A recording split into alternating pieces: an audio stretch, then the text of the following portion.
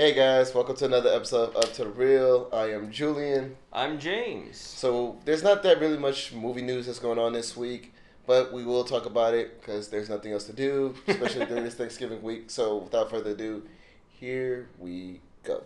As we all guessed, Fantastic Beasts 2 didn't do so well in the box office domestically. It only did 62 million this opening weekend, which is the lowest in any of the Wizarding World Harry Potter films. I mean, that goes to say because of even the critical reception and how people feel about it, which that'll be probably a different video on its own. With that being said, it did phenomenal in the world, around the world. 191 million?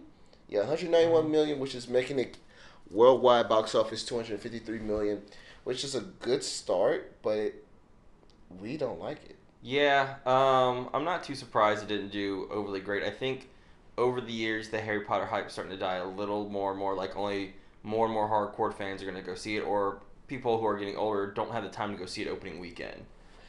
I would agree to an extent, but I would say if we have fatigue for Harry Potter, shouldn't we have fatigue of Star Wars? It's a little bit different in the fact that Star Wars, at least, it's still following like a lot of the major like family lines and storyline characters. Where Fantastic Beasts, it's like this is vaguely related to Harry Potter. Actually, and see, most people don't notice, this actually does really well go with Harry Potter. The problem is what a lot of Harry Potter fans, and which my brother was talking about, which he complained about with this film, is that what this is supposed to lead to is the ultimate war between Dumbledore and Grindelwald, which kicks off Voldemort going and doing what he does, right? So this is supposed to be like the prequel trilogy leading up to what the main catalyst Think of of what's what you going to just happen. said, though. Huh? Think of those two words you just said. The prequel trilogy. Well, no, it's not prequel trilogy. Yeah, my bad. It's not a prequel trilogy. I know. It's a 5-film movie of what's going to happen to what's going to be the eventual events of what happens in the first Harry Potter film, or at least 10, 15 years before that. And what kind of bothers me is it's like, did we need 5 films to do that? That's my biggest thing. You probably could have made this in 2, and probably would have like. I would say 3 at most because the thing is, I understand Fantastic Beasts and Where to Find Them. You needed that. I think this film, you kind of could have done a lot more exposition with Dumbledore, and then the third film, give us the fight that we wanted. Why Tom Riddle or Voldemort gets to where he is, and then let's just do that. It's a little too much. It is. And that's why I think that we're all at this point where it's like, and that's why a lot of fans are either A, this doesn't make sense, or B, you left so much story on the floor, and it's like, come on, bro. You could have done better. Yeah, it's a little, you either did too much or you did too little, or both somehow. I don't know. I've never been a big Harry Potter guy, but I have no desire to see. If you told me there's a giant wizard battle, I'd go see that movie. But until then, I don't care about any of this. Like, I don't give a damn.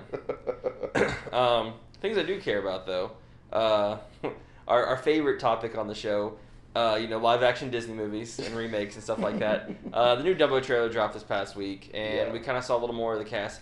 I was watching the trailer. I'm like, hey, this is Tim Burton, right? And you're like, yeah. I was like, yeah, okay, thought so. Because it definitely shows. It shows Tim Burton's aesthetics. Yeah, so much. It looks good. Dumbo, I was always kind of one of my middle of the pack Disney movies. It never really stood out. I mean, yeah, it's cool. It's whatever. I don't know. This one at least looks good. They show some quality scenes. Everyone looks great in it. Like talking about Michael Keaton looks great. Yeah. What's his face? Colin Farrell, yeah, he looks good. I mean, it looks good. One thing I'm not a fan of, child actors. There's a little too much of that in this trailer. I hate kids usually can't act. Sorry, kids, you can't act. Get out of my movies. But I don't know. I'll probably go see it, probably not on opening weekend or anything, because I don't hold a spot for Dumbo. But I was just about to say, I mean, the only reason why Dumbo holds a spot for me is because of the names that I was given when I was a kid, because my ears were big. Mm-hmm. But my thing is, it looks like this is gonna be Tim Burton's best well-received movie in a very long time. Oh yeah, definitely. Because it looks very kind-hearted, and it looks like this is a shot out of his. It's not trying to be super dark. That's what I'm saying. It's out of his realm of what he's niche for.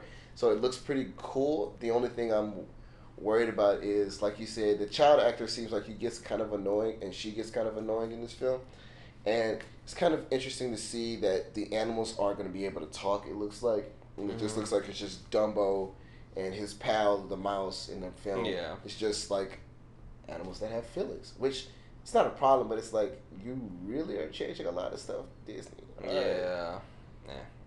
So I guess it'll be fine. We'll see. I think it'll be good, but we will watch when Disney's big year comes out next year. I'm gonna call it like an 80 out of 100. That's the kind of score I'm gonna give it a 4 out of 5. Yeah, I think it's gonna be 4 out of 5. Yeah, it's gonna be fine. It's gonna be good. Nothing to go crazy. Over. Yeah. Exactly. Now I don't know why I keep giving either okay or sad news this week, but it's a lot of sad news for Thanksgiving week. I don't know why. Sad news this week. It's William Goldman, who is a very renowned writer and novelist, passed away at 87 a couple of days ago. Most people don't know, but he penned Princess Bride. He wrote Butch Cassidy and the Sundance Kid, which was an Oscar-winning film. He wrote President's Men, and one of my favorite horror. Well, would you call it a horror? Yeah, I guess I'll call it a horror. Stephen King's adaptation of Misery, film adaptation, and like he is probably one of the best film writers that I've seen in a long time, and it's just. I don't know. It's like we had Stanley, William Goldman for film. It's just like we're losing a lot of great pioneers for and one thing is, stuff like that. If you definitely look at his like list of accomplishments, one of the coolest things is how varied everything is. Like it's such different types of pieces, and it's all really good stuff. Right. Go from a Western political satire, romance to thrillers. It's like all different genres, and he wrote all of them really well. And I forgot that there was one film that he was a consultant on, but he didn't write, which was also a big film. Oh, Good Will Hunting. Oh, yeah. He consulted on Good Will Hunting, and I'm like... That's...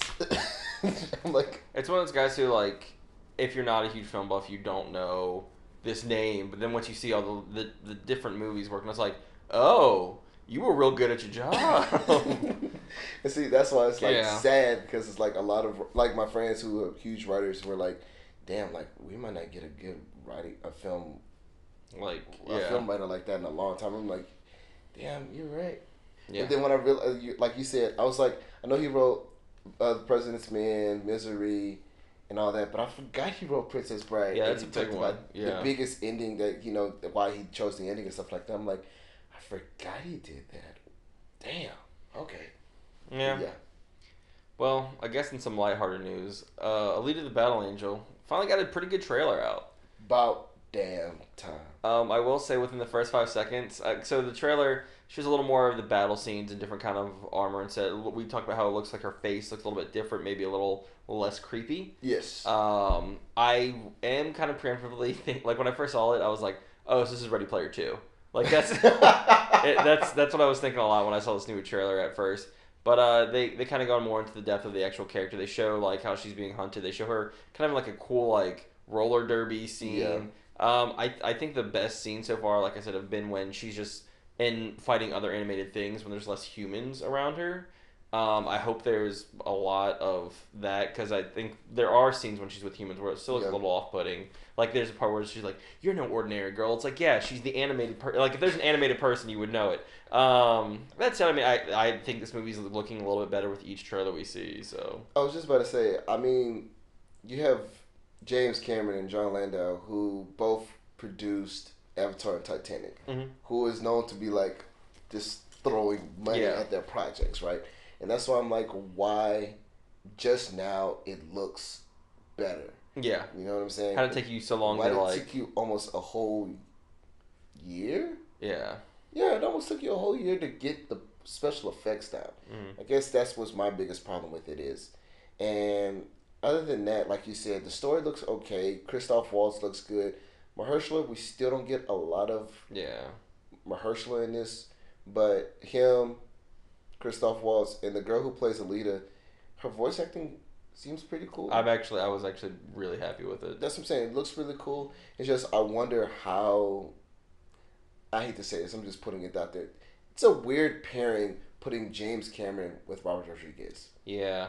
It's like I hate to say it. Spy Kids, El Machete, all of those films with a guy who literally doesn't really do anything like that. Like maybe Terminator and Aliens is the closest thing to Robert Rodriguez, and it's like. I mean, to be fair, this movie kind of looks like Spy Kids meets Avatar. To be fair, so I mean that's kind of. I mean, I like I said, I'm excited to see it. I think this movie's. I think it's gonna be how we talked about like Pacific Rim. If you just kind of watch it and don't care, it'll probably be enjoyable. But it's not gonna get like a lot of critical acclaim, I assume. We will see. It comes out in February. Soon. Yeah, 3 months. And I don't know. I think James Cameron producing might let me down on this one because he's not directing it, but we'll see. He's trying to make his 4 new Avatar films. That's why. Yeah. I still haven't seen the first one. I don't care to. You haven't seen the first one yet? Someone told me it's pretty much Pocahontas, and I was like, oh, okay. I hate to say it, you're one of the few people in the world that has not seen Avatar. Yeah, I don't care. It's fine. Veronica's telling you shame on you. Like, literally, do you not... Like, that's the top highest grossing film of all time, and you're one of the few people that haven't watched it. Yeah, sorry, I'm not a sheep. Just go to the flock, all right? Think for yourself, sheeple. Yeah, I don't know. I don't care. It never had any draw for me, and I don't plan on seeing it. Okay. All right. That's fine. All right. But besides James Living Under the Cave, film that we all care to see that will be coming out this weekend is Creed 2. It's going to be very emotional, I think. I hate to say it, some critics don't like it so far. I don't give a damn about those critics. You know what? I mean, these are the same people that said Rocky 2 was the worst one, which we... Yeah, so here's the thing. This movie's going to be good regardless. Yeah. I don't care. They could just go on TV or on the screen and just have them fighting in a boxing ring for an hour and a half. And like, that was amazing. I don't care. I love the Rocky franchise. Creed 2 is coming out. The worst part about Creed 2 is that I'm going to be too busy to see it on its opening night. I'm going to have to wait till a couple weeks when I'm free. I'm so irritated that we are gonna be busy. Wait, we can try Friday or Saturday. I probably won't be able to. Damn it. Friday or Saturday, those are Black Friday? I'm off. Oh, early. That must be nice. Today is my only day off, and I'm here for you guys. Well, no, not even that. What I'm saying is I'm off early on Friday and Saturday. I think I'm forever working. I don't know. Find out so we can go watch Creed 2. Yeah. So I want to watch Creed 2, damn it. Yeah, same. And so should you. You should want to watch Creed 2. Support black actors. Yes. And please, for this Thanksgiving, because most of y'all just sit around and watch movies and football anyway. Most of y'all, I hope, won't be in the store shopping. Go watch Creed 2. Go watch it. Make my job and his job and Veronica's job way easier. Don't come in the store. Go watch a movie. Please. Anything else, Julie? Sorry, I had to get that out of my chest. Go ahead. That is it for this week. Don't forget to like, share, subscribe, turn on notifications if you haven't. I think starting next week we'll do some Christmas movies. I have a list. I'm telling you, I have a list of top 5 Christmas movies that I would like to discuss, what I would recommend. We'll talk about it later this week, see what you think. But other than that, guys, that's it for me. You have anything to say? Nah, just happy Thanksgiving. Don't go shopping and watch Creed 2. That's it. That's all we ask. Just simple ask. Just a few things. Just a few things. From all of us here from Stage 3, thanks for joining us. Stay tuned.